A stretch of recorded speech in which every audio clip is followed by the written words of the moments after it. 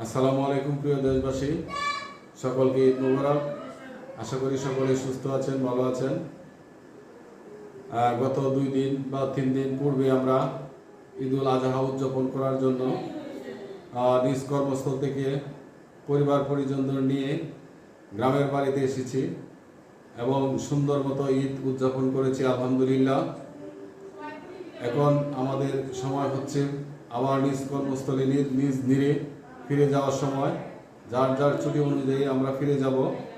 তবে একটি কথা হলো, আমরা ফিরে যাওয়ার সময় যখন পরিবার পরিজনদের নিয়ে ফিরব বা একা ফিরব, সকলেই যেন এই বিষয়টি মাথায় রাখি যে একটি দুর্ঘটনা হচ্ছে সারা জীবনের কান্না।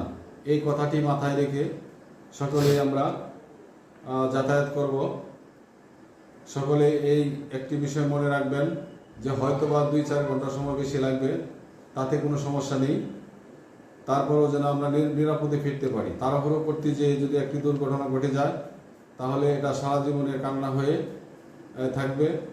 তবে আমি আশা করব প্রিয় দেশবাসী, যারা ঈদ শেষ করে গন্তব্যস্থলে ফিরবেন, যেভাবে হাসি মুখে এসেছিলেন সেইভাবে যেন হাসি মুখে আবার ফিরতে পারেন। মহান রাব্বুল আলামিনের নিকট আমার এই দোয়া থাকবে সকলের জন্য। সকলকে আবারও ঈদ মুবারক। আসসালামু আলাইকুম।